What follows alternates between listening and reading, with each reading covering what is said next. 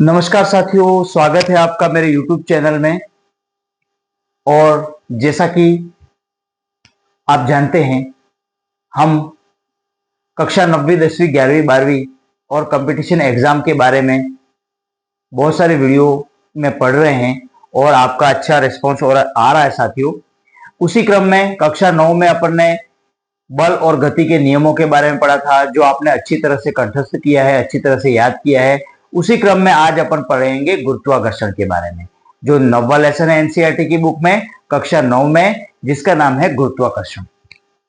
साथियों, अब यहां पर बात करें कि गति के नियमों के बारे में अपन ने पढ़ा है। गति के नियमों में अपन ने एक चीज समझी थी कि गति, त्वरण, गति का प्रथम नियम, द्वितीय नियम, तृतीय नियम और बल, द्रव्यमान, ऐसी कुछ जो बेसिक चीजें थी वो आपको जानकारी में दी गई साथियों। अब यहां पर दूसरी बात आती है, यहां पर जो 9वां लेसन है, आपके बिल्कुल शॉर्ट एंड स्वीट में ट्रिक बताऊंगा आपको किस तरह से याद रखना है। बहुत ही सरल तरीके से आप इसको याद रख पाएंगे। जैसा कि साथियों आप जानते हैं कि किसी भी वस्तु को गति प्रदान करने के लिए बल की आवश्यकता होती है, किसी भी वस्तु को त्वरित करने के लिए बल की आवश्यकता होती है। बल, समय, दिशा, ये सब चीजें अपन पढ़े हैं जो कि त्वरण के लिए आवश्यक होती है। त्वरण क्या होता है, त्वरित करना किसी वस्तु को क्या होता है, समय के साथ उसका त्वरण कैसे परिवर्तित होता है, वो अपन पढ़े हैं साथियों। अब यहां पर बात करें कि गुरुत्वाकर्षण के बारे में बात करें, तो गुरुत्वाकर्षण में आपको ये चीज ध्यान रखनी है कि जैसे समझा जाए कि चंद्रमा पृथ्वी का चक्कर लगाता है, सभी ग्रह सूर्य के चक्कर लगाते हैं। आपने सुना होगा, सभी ग्रह होते हैं वो सूर्य का चक्कर लगाते हैं, चंद्रमा पृथ्वी का चक्कर लगाता है। अब यहां पर बात ये आ रही है साथियों कि गुरुत्वाकर्षण बल, गुरुत्वाकर्षण या ग्रेविटेशन फोर्स जो होता है उसके बारे में अगर देखा जाए तो गुरुत्वाकर्षण बल होता क्या है। तो साथियों यहां पर जैसे आपके एनसीईआरटी की बुक के अनुसार चलें तो किसी भी वस्तु की गति को बदलने के लिए, अपन ने पहले पार्ट में, इसके पहले वाले पार्ट में पढ़ा था, किसी भी वस्तु की गति बदलने के लिए बल की आवश्यकता होती है। अब बल कई प्रकार के होते हैं, बल अलग अलग प्रकार के होते हैं। तो यहां पर बात करते हैं गुरुत्वाकर्षण बल की। गुरुत्वाकर्षण में आपको ये ध्यान रखना है कि जो सभी प्रकार के ग्रह होते हैं, सभी ग्रह हैं वो सूर्य का चक्कर लगाते हैं। चंद्रमा जो है पृथ्वी का चक्कर लगाता है। ये दोनों तो अपने सामने प्रत्यक्ष उदाहरण है साथियों, प्रत्यक्ष उदाहरण है कि गुरुत्वाकर्षण क्या होता है। अब दूसरी बात यह आती है कि प्रत्येक वस्तु, एक साधारण सी बात करें अपन गुरुत्वाकर्षण के बारे में, बहुत सारे छात्र या बहुत सारे जो मेरे साथी हैं वो जानते हैं गुरुत्वाकर्षण के बारे में। पृथ्वी के अंदर एक ऐसी शक्ति है जो समस्त प्रकार की वस्तुओं को अपनी ओर आकर्षित करती है, वस्तुओं को अपनी ओर खींचती है। पृथ्वी, आप ये समझ सकते हो कि पृथ्वी एक बहुत बड़ा पिंड है जिसमें सभी वस्तुएं अपनी ओर आकर्षित करने की क्षमता होती है। दूसरी बात आपको यह ध्यान रखना है कि पृथ्वी जो है उसके अंदर गुरुत्वाकर्षण की खोज कैसे हुई। तो ये पृथ्वी के अंदर गुरुत्वाकर्षण की खोज के लिए बारे में, गुरुत्वाकर्षण के नियमों की खोज के बारे में यहां पर न्यूटन का नाम मुख्य आता है, जिन्होंने पृथ्वी के गुरुत्वाकर्षण के बारे में जानकारी प्राप्त की। उन्होंने सोचा, एक इत्तेफाकन बात हुई, एक कहानी है छोटी सी, आप सुन लीजिए। न्यूटन महान वैज्ञानिक थे जो एक पेड़ के नीचे बैठे थे, सेब के पेड़ के नीचे बैठे थे, और सेब ऊपर से पेड़ से नीचे गिरा। तो उनके दिमाग में एक प्रश्न उत्पन्न हुआ कि ये सेब नीचे ही क्यों गिरा, ये ऊपर क्यों नहीं गया। अर्थात उनको यह ज्ञात हुआ कि इस पृथ्वी में कोई न कोई ऐसी चीज है जो सबको अपनी ओर खींचती है। जैसे अपन ने पत्थर फेंका, जितना बल लगाया उतना पत्थर ऊपर गया, गुरुत्वाकर्षण के विपरीत कार्य किया अपन ने, और वापस वो पत्थर है वो वापस नीचे की ओर आने लगता है साथियों। तो इस पृथ्वी में कोई न कोई ऐसी शक्ति है। आपने बॉल पकड़ के फेंकी और बॉल आपके अंदर जितनी ताकत है, बल लगा के आपने फेंकी, और फेंकने के बाद कुछ देर बाद आप देखोगे कि पृथ्वी तक वापस वो आ जाती है। ऊपर से गिराया गया कोई भी पिंड या कोई भी वस्तु पृथ्वी की ओर आकर्षित होता है। तो ये गुरुत्वाकर्षण है साथियों। एनसीईआरटी की किताब के अनुसार अगर आप पढ़ोगे तो एनसीईआरटी में भी ये कहा गया है कि गुरुत्वाकर्षण क्या होता है, गुरुत्वाकर्षण के बारे में नियमों की खोज किसने की थी। तो आपकी इस बुक में सभी प्रकार की बातें इसमें दी गई है। कि अब यहां पर बात करें कि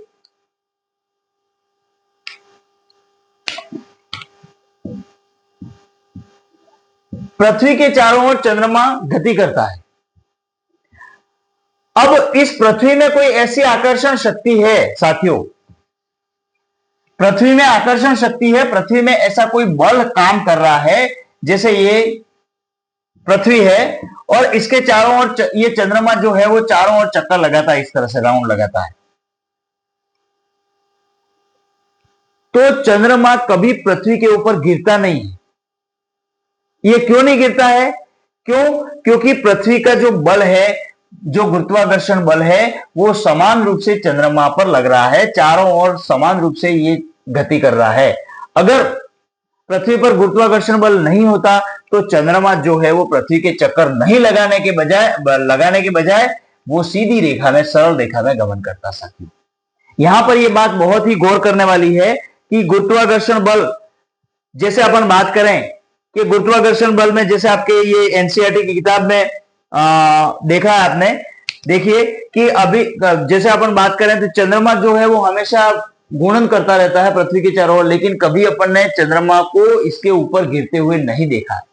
क्यों नहीं देखा है? क्योंकि वो गुरुत्वाकर्षण बल में हमेशा वर्तुलाकार गति करता रहता है। साथियों दूसरी बात अगर यहाँ पर एनसीईआरटी की किताब में कहें तो जैसे एक एग्जाम्पल दिया गया है गुरुत्वाकर्षण का, कि जैसे एक रस्सी से पत्थर बांध करके इसको इस तरह से घुमाया जाए तो वो वृत्ताकार पथ में इस तरह से घूमता रहेगा। जब तक अपन इसको बल नहीं लगाएंगे वो वृत्ताकार पथ में घूमता रहेगा। अब यहां पर साथियों बात ये आती है कि ये जैसे कोई राउंड में अपन पत्थर घुमाते हैं, जैसे ये एक इस तरह से यहां पर ये केंद्र है, उस केंद्र से इस पत्थर को रस्सी बांध करके इसको घुमाया जा रहा है साथियों इस तरह से, तो ये वर्तुलाकार गति कर रहा है। जैसे ही अपन उसकी गति को, उसका बल लगाना कम कर देंगे वो जमीन की ओर गिर जाएगा। तो यहां पर ये ध्यान रखना है कि यहां पर ये जो केंद्र है उसको अभिकेंद्र कहते हैं।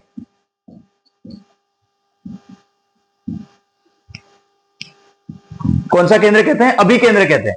अभिकेंद्र के कारण ही ये जो पत्थर जो बांध करके अपन घुमा रहे हैं वो चारों तरफ घूम रहा है। क्यों? क्योंकि अभिकेंद्र से उसका आकर्षण है, उसको चारों ओर से घुमाने का कार्य कर रहा है साथियों। अब यहां पर बात करें तो, और यहां पर जो बल लग रहा है उसको अभिकेंद्र बल कहते हैं, उसको अभिकेंद्र बल कहा जाता है। कौन सा बल कहा जाता है? अभिकेंद्र बल कहा जाता है। तो इस बल के अनुपस्थित में पत्थर एक सरल रेखा मुक्त रूप से गतिशील हो जाएगा। अगर ये बल अपन नहीं लगाएं, अभिकेंद्र बल, उसका केंद्र की ओर बल नहीं लगेगा तो पत्थर जो है वो सीधी रेखा में चला जाएगा। उसको अगर जैसे अपन ने पत्थर बांध दिया है रस्सी से, और पत्थर बांधने के बाद वो घुमा रहे उसको, जैसे ही पत्थर मान लीजिए अपने आप छूट गया तो पत्थर एक दिशा में चला जाएगा। जैसे कि साथियों इस तरह से देखा जाए तो यहां पर इस तरह से ये एक वृत्त है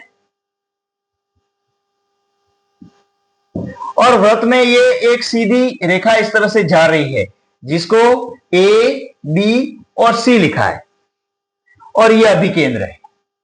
तो यहां पर ये वृत्त के एक परिधि पर, वृत्त के एक भाग पर ये स्पर्श करती है और इसको कहते हैं स्पर्श रेखा। इसको क्या बोलते हैं साथियों? स्पर्श रेखा बोलते हैं। तो स्पर्श रेखा बी बिंदु पर इस वृत्त के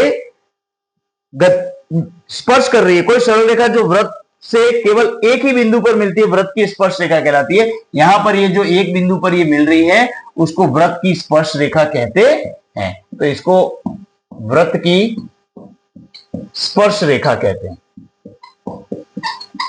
तो ये जो गति होती है वो चंद्रमा की गति इस तरह से होती है साथियों कि ये वर्तुलाकार गति कर रहा है, अभिकेंद्र की ओर झुकते हुए गति कर रहा है। तो यहां पर ये ध्यान रखना है कि यह अभिकेंद्र बल पृथ्वी के चारों ओर चंद्रमा की गति अब अभिकेंद्रिक बल के कारण होती है, अभिकेंद्र बल के कारण होती है। ये ध्यान रखना है साथियों आपको। चंद्रमा की गति जो होती है वो अभिकेंद्र बल के कारण पाई जाती है, अभिकेंद्र बल के कारण होती है। दूसरी बात आपके सामने ये आती है कि अब यहां पर बात करें कि यह देखा गया कि गिरता हुआ सेब जो होता है पृथ्वी की ओर आकर्षित होता है। क्या सेब भी पृथ्वी को आकर्षित कर रहा है साथियों? यहां पर एक प्रश्न उत्पन्न हो रहा है कि जैसे मैंने ये पेन है उसको ऊपर फेंका और फेंकने के बाद वापस आया, पृथ्वी ने इसको आकर्षित किया, लेकिन ये पेन जो है इसके द्वारा पृथ्वी को आकर्षित किया गया। समझ रहे मैं जो कह रहा हूं वो कि पृथ्वी हर वस्तु को अपनी तरफ आकर्षित करती है, लेकिन यह बात पूर्ण रूप से सत्य नहीं है। प्रत्येक वस्तु जो होती है वो भी पृथ्वी को अपनी ओर आकर्षित करती है। समझ रहे साथियों मैं जो बोल रहा हूं? पृथ्वी प्रत्येक वस्तु को अपनी ओर आकर्षित कर रही है। मान लीजिए पृथ्वी एक पिंड है, ये पिंड जो है वो प्रत्येक वस्तु को अपनी ओर आकर्षित कर रहा है, लेकिन प्रत्येक वस्तु भी पृथ्वी की ओर अपनी ओर आकर्षित कर रही है। प्रत्येक वस्तु भी पृथ्वी को अपनी ओर खींचने का कार्य कर रही है, लेकिन इसमें हमेशा जीत किससे हो रही है? पृथ्वी की हो रही है। क्यों हो रही है साथियों? क्योंकि इसका द्रव्यमान बहुत ज्यादा है, इसका द्रव्यमान बहुत ज्यादा है। तो यहां पर दूसरी बात आती है, दूसरा प्रश्न यहां पर उत्पन्न हो रहा है कि देखिएगा,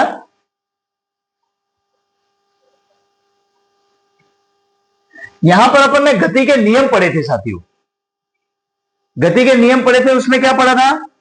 गति के तीसरे नियम के अनुसार क्रिया की प्रतिक्रिया होती है, क्रिया की प्रतिक्रिया होती है। तो यहां पर क्रिया की प्रतिक्रिया किस तरह से हो रही है? जैसे मैंने इस पेन को फेंका और फेंकने के बाद वो वापस पृथ्वी पर आ रहा है, तो एक बार तो बल लगा पृथ्वी के गुरुत्वाकर्षण के विपरीत दिशा में, और वापस जो है वो उसको पृथ्वी द्वारा खींचा जा रहा है। तो यहां पर गति के तीसरे नियम का पालन हो रहा है, क्रिया की प्रतिक्रिया होती है। लेकिन यहां पर गति के दूसरे नियम का भी पालन हो रहा है साथियों। कैसे हो रहा है कि यहां पर दो पिंड हैं, इस गति के दूसरे किसी दिए हुए बल के लिए त्वरण वस्तु के द्रव्यमान के व्युत्क्रमानुपाती होती है। दिए गए बल के लिए दिए गए बल के लिए त्वरण वस्तु के द्रव्यमान के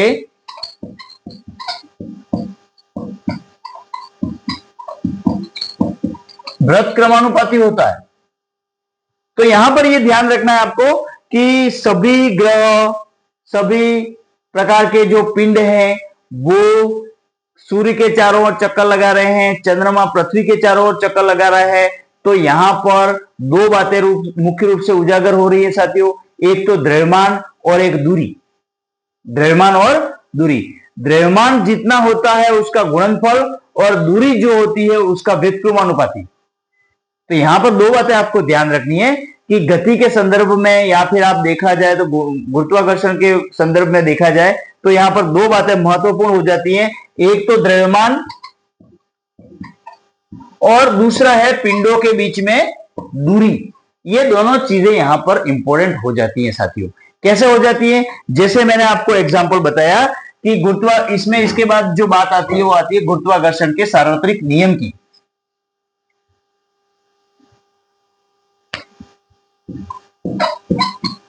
गुरुत्वाकर्षण का सार्वत्रिक नियम, गुरुत्वाकर्षण का सार्वत्रिक नियम क्या कहता है साथियों? जैसे यहां पर एक एग्जांपल ले लीजिए, दो पिंड हैं, देखिएगा, एक पिंड ये है, एक पिंड ये है, इसका ये अभिकेंद्र है, इसका भी ये अभिकेंद्र है साथियों। इसको अपन ने ए नाम दे दिया, इसको अपन ने बी नाम दे दिया।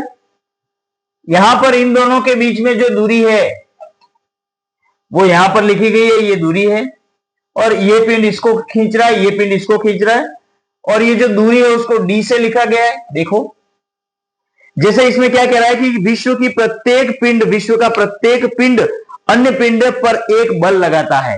कोई भी पिंड है, जैसे पृथ्वी एक पिंड है और दूसरा कोई पड़ा हुआ है या दूसरी कोई वस्तु है वो एक पिंड है, तो दोनों एक दूसरे को अपनी ओर आकर्षित करते हैं, दोनों एक दूसरे को अपनी ओर बल लगाते हैं। तो प्रत्येक जो पिंड है, पृथ्वी को एक बड़ा पिंड माने और दूसरी वस्तुएं उनको छोटे पिंड माने, तो प्रत्येक जो पिंड होता है वो अपनी ओर वस्तुओं को खींचने के लिए आकर्षण बल लगाता है साथियों। यहां पर देखिएगा तो दोनों को एक दूसरे को आकर्षित करता है। अब ये किसके ऊपर डिपेंड करता है? सबसे पहले तो द्रव्यमान के गुणनफल और आपके जैसे एनसीईआरटी की किताब में दिया गया है द्रव्यमान के गुणनफल के समानुपाती, दोनों के बीच में जो आकर्षण बल है, दोनों के बीच में जो बल लग रहा है, एक दूसरे के पिंड की ओर जो बल लग रहा है वह द्रव्यमान के गुणनफल के समानुपाती होता है। इसका द्रव्यमान कितना है, इसका द्रव्यमान कितना है, इन दोनों का गुणा करने पर इसका जो समानुपात होता है उसके बराबर होता है। और उनके बीच में जो दूरी होती है, दूरी के व्युत्क्रमानुपाती, इनके बीच में जो दूरी होती है उसका व्युत्क्रमानुपाती होता है साथियों। तो यहां पर दो चीजें स्पष्ट होती है। पिंड के बारे में अपन पढ़ रहे हैं कि दोनों पिंड जो हैं उनके बीच की जो दूरी होती है वो उसका तो व्युत्क्रमानुपाती और द्रव्यमान के गुणनफल के समानुपाती होता है। क्या बल? कौन सा बल? दोनों पिंडों पर लगने वाला, ये पिंड ए है और ये पिंड बी है, दोनों पिंडों पर लगने वाला जो बल है वो इन दोनों के द्रव्यमान के गुणनफल के तो समानुपाती होता है और दूरी के व्युत्क्रमानुपाती होता है साथियों। तो यह बल दोनों पिंडों को मिलाने वाली रेखा की दिशा में होता है। जैसे यहां पर ये जो पिंड है वो इधर बल लगा रहा है, इसको खींच रहा है, और ये जो पिंड है वो इधर बल लगा के इसको खींचने का कार्य कर रहा है। तो यहां पर ये साथियों इसका जो सार्वत्रिक नियम है वो इस तरह से लिखा जाएगा, F equal to G M M बटे डी स्क्वायर। ये सूत्र आपको ये ध्यान में रखना है कि ये किन्हीं दो पिंडों के बीच में लगने वाला जो बल होता है, एक बार मैं फिर से बता रहा हूं, किन्हीं दो पिंडों के मध्य में लगने वाला बल जो F होता है वो पिंड ए m जो एक पिंड का द्रव्यमान है और छोटा m जो दूसरे पिंड का द्रव्यमान है, उनके गुणनफल और उनके दूरी के व्युत्क्रमानुपाती होता है। ये यहां पर आपको ये थोड़ा सा ध्यान रखना है साथियों, ये सूत्र है। अब यहां पर थोड़ा सा मैं आपको इसका जो गणितीय रूप है वो भी बता देता हूं साथ में। थोड़ा वीडियो लंबा हो जाएगा लेकिन थोड़ा सा इसको पूरा करना आवश्यक है क्योंकि मैंने आपको सूत्र बता दिया है ये। अब देखिए, मान लीजिए m और m द्रव्यमान के दो पिंड हैं, जैसे एक तो m द्रव्यमान और दूसरा m द्रव्यमान के दो पिंड हैं, जैसे अपन ने a और b देखे थे, ठीक है। और जो d दूरी पर स्थित है, इनके बीच में दूरी है वो कैसी है, d है। अब गुरुत्वाकर्षण के बीच में आकर्षण बल जो है, उन दोनों पिंडों के बीच में आकर्षण जो बल है, आकर्षण बल F के बराबर होता है। किसके बराबर होता है साथियों? F के बराबर होता है। समझ रहे हैं आप? एक पिंड है जिसका द्रव्यमान m है, दूसरा पिंड है जिसका द्रव्यमान है स्मॉल m। इनके बीच में दूरी जो है वो d है और इनके बीच में जो आकर्षण बल लग रहा है दोनों के बीच में वो है F साथियों। अब देखिए यहां पर तो गुरुत्वाकर्षण के सार्वत्रिक नियम के अनुसार दोनों पिंडों के बीच लगने वाला बल उनके द्रव्यमानों के गुणनफल के समानुपाती होता है। तो दोनों पिंडों के बीच में लगने वाला जो बल होता है उनके द्रव्यमानों के गुणनफल के समानुपाती into m। F proportional m और m बड़ा है और m छोटा है। तो यहां पर ये हो गया। अब यहां पर इसके बाद दूसरी बात आ रही है, दोनों पिंडों के बीच में लगने वाला बल उनके बीच की दूरी के व्युत्क्रमानुपाती होता है। तो दोनों पिंडों के बीच में जो द्रव्यमान है वह बल है, वो जो है वो उनके बीच में दूरी के व्युत्क्रमानुपाती होता है। तो यहां पर दूरी को d से लिखा गया है, तो d स्क्वायर 1/d² हो गया साथियों। देखिए इस तरह से। तो अब यहां पर इन दोनों को मिलाकर के समीकरण 1 और समीकरण 2, इन दोनों को मिलाकर के एक समीकरण बनती है साथियों, जो मैं यहां पे लिख रहा हूं किस तरह से बनती है देखिएगा। F प्रोपोर्शनल 1/d², F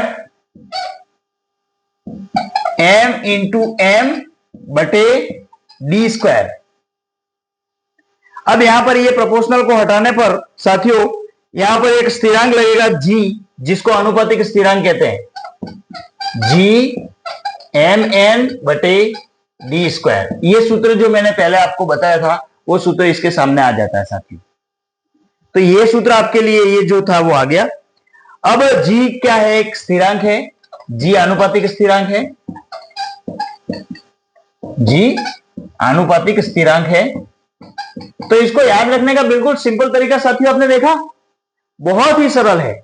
गुरुत्वाकर्षण का जो सार्वत्रिक नियम है वो क्या कहता है कि दो पिंडों के मध्य जो बल लग रहा है, आकर्षण बल, वो उनके द्रव्यमानों के गुणनफल के समानुपाती, और समझना इस बात को, दो पिंडों के मध्य जो बल लग रहा है उनके बीच में जो आकर्षण बल लग रहा है वो इन दोनों के द्रव्यमान के गुणनफल के समानुपाती, और उनके बीच में जो दूरी है उनके व्युत्क्रमानुपाती पाया जाता है। दूरी के व्युत्क्रमानुपाती और द्रव्यमानों के समानुपाती होता है। तो ये सूत्र अपन ने इस तरह से व्युत्पन्न किया है साथियों, 1/d², और ये साथियों F प्रोपोर्शनल mn, और इस तरह से ये सूत्र स्थापित हो गया है। और यहां पर वज्र गुणन करने पर ये थोड़ा सा और ज्यादा इसमें बताया गया, देखिए इसको और ज्यादा अपन थोड़ा लिखेंगे, इस सूत्र को मैं यहां लिख रहा हूं, देखिएगा। तो आपको एक ही वीडियो में आपको ये गुरुत्वाकर्षण के पार्ट के बारे में पूरी नॉलेज अच्छी तरह से मिल जाएगी। जैसे कि F, ये सूत्र जो बना था आपके सामने, m इंटू n बटे d², तो F बराबर g mn बटे d²। अब इसका ब्रज गुणा करेंगे तो साथियों आप जानते हो गणित में ब्रज गुणन का किस तरह से होता है, F इसका गुणा इसमें हो जाएगा और इसका इसमें हो जाएगा, तो F और d² का गुणा हो जाएगा, F इंटू d² बराबर g m into n, m, ये आ गया साथियों। अब यहां पर क्या होगा, g बराबर करेंगे तो F d² बटे mn, m इंटू m, ये एक नया सूत्र बनेगा आपके लिए। ये इस तरह से g बराबर F d², m और m का गुणा हो जाएगा। तो ये समीकरण बल, दूरी और द्रव्यमान के मात्रक स्थापित करने पर g के SI मात्रक प्राप्त होंगे, जिसको newton metre square kilogram square कहा जाता है। इसके मात्रक इस तरह से लिखेंगे, इस तरह से इसका मात्रक लिखा जाएगा। तो यहां पर इस तरह से ये पूरा सार्वत्रिक नियम, यह नियम सार्वत्रिक इस बात से अभिप्राय है कि सभी वस्तुओं पर लागू होता है, चाहे वह वस्तु बड़ी हो या छोटी, चाहे ये खगोलीय हो या पार्थिव। तो यहां पर एफ डी के वर्ग के व्युत्क्रमानुपाती है, अतः इस कथन का अर्थ है कि यदि डी को 6 गुणा कर दिया जाए तो एफ का मान 36वां भाग रह जाएगा। डी को 6 गुणा कर दिया जाए तो इसको 36वें भाग में रहता है। तो ये बात थोड़ी सी आपको बाद में बताने लायक है। तो साथियों यहां पर दो प्रकार की बातें आपके सामने आई है गुरुत्वाकर्षण बल के बारे में। दो पिंड अगर हैं तो इनके बीच में जो आकर्षण बल है वो किस तरह से स्थापित हो जाता है साथियों। तो गुरुत्वाकर्षण के बारे में मैंने आपको बहुत अच्छी तरह से बताया है। आप इसको अच्छी तरह से वॉच कीजिए, इसको देखिए और इसको रीड कीजिए। और अगर आपको कोई समझ में नहीं आता है तो मेरे को बताइए आप साथियों गुरुत्वाकर्षण बल के बारे में। ये सार्वत्रिक नियम को भी मैंने व्युत्पन्न करके बता दिया। एफ किसको लिखेंगे, जी किसको लिखेंगे, डी किसको लिखेंगे, एम किसको लिखेंगे साथियों। तो नमस्कार साथियों, चैनल को सब्सक्राइब कीजिए, बेल आइकन को दबाइए और लाइक करना मत भूलिए, क्योंकि मेरी मेहनत का जो परिणाम है वो आप ही देने वाले हो साथियों। तो नमस्कार, वंदे मातरम, वंदे भारत, धन्यवाद। फिर अगले वीडियो में मिलेंगे।